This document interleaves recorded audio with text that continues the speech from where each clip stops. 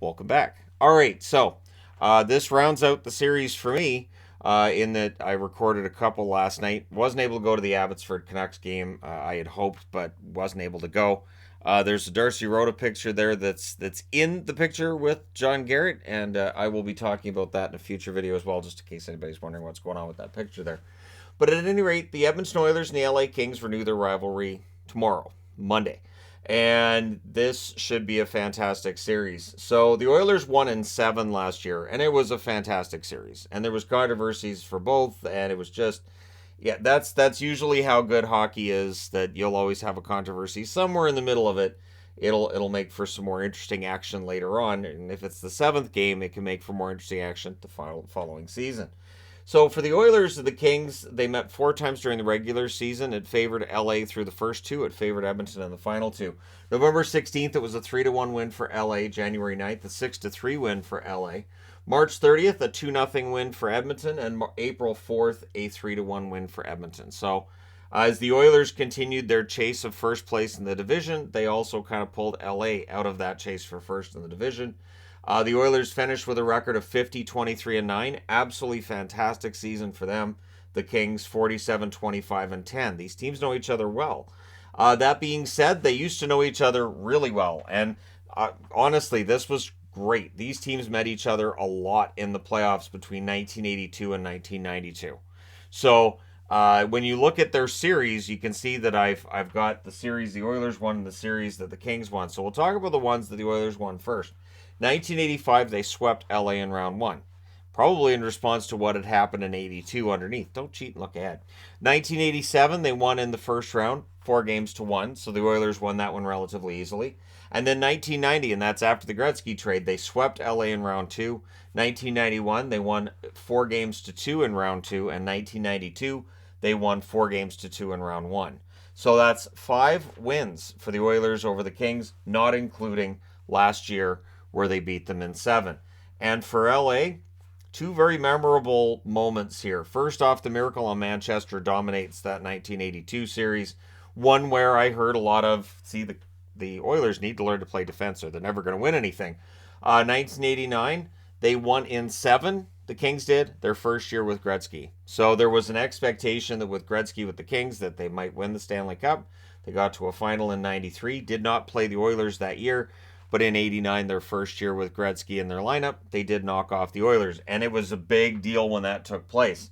End of a dynasty. The Oilers are done. They won't win again. And then the Oilers won in 1990. So when we look at the numbers, they favor the Oilers in this series, which really shouldn't be a surprise. Power plays, well, the Oilers had the best power play numbers the NHL's ever seen since they started tracking it in 77-78 with a 32.4% power play. The Kings' power play is very good at 25.3%. It's just behind that historic Oilers power play. Penalty kills, both teams struggle on the penalty kill, and whichever team has the better penalty kill may end up emerging as the victor here. 77% penalty kill for the Oilers, 75.8% penalty kill for the LA Kings. They're going to need to figure out a way to shut that power play down, and I don't know how you do that. So goals for per game, 3.96 for the Oilers, almost 4. And I can't remember the last time I saw a team average 4 goals per game.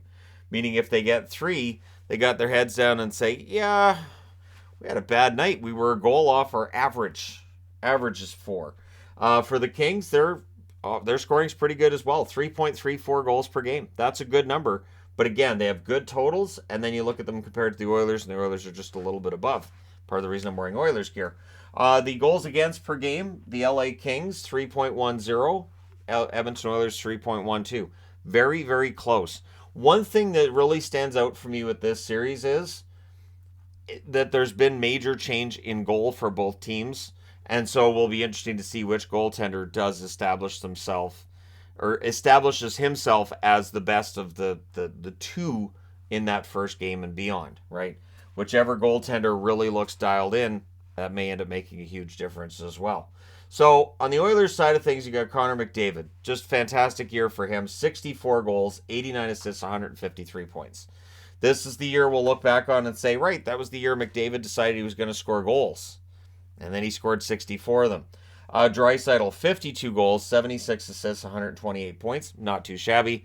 And Nugent Hopkins, 37 goals, 67 assists, 104 points. So, three players with 100 points or more. We're back into the live puck era as far as I'm concerned when we're seeing those kinds of numbers. And I always enjoyed that era quite a bit. Ekholm, since arriving from Nashville, has been fantastic. 21 games, 4 goals, 10 assists, 14 points. What a difference he has made on that blue line. It's just made everything work. And so for people who months ago might have been saying Ken Holland needs to go, maybe eating a little bit of crow, maybe admitting they're wrong, or maybe saying, yeah, well, sure, fine, he got that trade right. However, so I'm sure there's people in every camp there. Evander Kane's the one that I'm looking at for some big goals from. He's only played 41 games this year, 16 goals, 12 assists, 28 points. And that's what they need, right? Outside of the big three, they need to make sure they're getting scoring from guys like Kane, from Yamamoto, and just that depth, that they get that scoring from them. Because there's the possibility, and I don't have Danault on the board, but Danault is capable of shutting down a player, and so we'll see who he ends up shutting down, or at least trying to shut down. I'm guessing it's McDavid, but yeah, we'll see how they deploy Danault throughout this series. Kopitar also will be looking to shut down McDavid. 28 goals, 46 assists, 74 points. You know, halfway through the season, it looked like Kopitar's run as the number one scorer in LA was done, but Fiala, 23 goals, 49 assists, 72 points, actually ends up finishing second. So Kopitar leads them in scoring yet again. Adrian Kempe, great goal scoring, 41 goals, 26 assists, 67 points. So Kempe is the one that I would think the Oilers are going to key on and try to keep off the score sheet, and try to neutralize Kopitar however they can. When they have that last change at home, they can get away from those checks. When they're on the road in LA, they can't. Now, Gavrikov, since coming over for Columbus, I think the biggest thing with Gavrikov that stands out to me is the offense. Where did that come from? 20 games, 3 goals, 6 assists, 9 points. I have no idea where the offense has come from for Gavrikov, because it's so far and away above what he was doing in Columbus, and it's starting to make me wonder, was he being used correctly in Columbus? Did they not see that this offensive upside was there? Lizotte is one that I would look for big goals. He was playing well going into the playoffs. 11 goals, 23 assists, 34 points. And then you get to the goaltending side of it. The goaltending could decide this. Skinner playing fantastic hockey over the final month and a half. 29, 14, and 5 for a 914 save percentage. Jack Campbell's numbers are scary in terms of his save percentage at 888, but they won 21 games in front of Campbell. They were 21, 9, and 4 with him in the net. So when Campbell's in the net, they just go out there and score more goals, which again feels very 80s-like for the Oilers. On the LA side, Copley, 24, 6, and 3 and a 903 save percentage. One of the best kicks I get out of the commentators talking about the Kings is how Copley came in and gave them great goaltending. No, Copley came in and saved them from Peterson and Quick having really bad save percentages. Really, Copley just came in and gave them decent goaltending. He didn't have to be a world beater. That 24, 6, and 3 record is fantastic. It really is a result of him just giving them competent goaltending. Then Korpisalo comes in. He's been very good. 7, 3, and 1, 921 save percentage with the LA Kings. So it could come down to Skinner versus Korpisalo, and which goaltender's able to steal a game or two along the way. And that is, I'm thinking back to with the 80s. I mean, Kelly Rudy could steal some games. Obviously, Grant Fuhr could steal some games. And then in 1990, you would have had Ranford with the Oilers. He stole some games that year as well. So it may come down to that. This is going to be an interesting series. I think it's going to be close. I like the Oilers in this series. They won it last year. I don't think they've been weakened from last year. But I don't think the Kings are going to be an easy out either. This could go 7 games again. And that's what you played all year to get, is home ice advantage if you're the Oilers. So they have to make that count. Let me know your thoughts in the comment section below as always. Don't forget to hit like and subscribe if you're browsing your way through. You just happened upon this video. And yeah, the Oilers were 18-2-1 in March and April. The Kings were 13-5-2. I don't think I mentioned that in the video, so I had to make sure I got that in before I was done.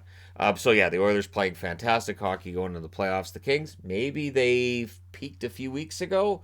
Did they? We'll find out soon enough. But let me know your thoughts. Thank you guys so much for all your support. I will talk to you again soon.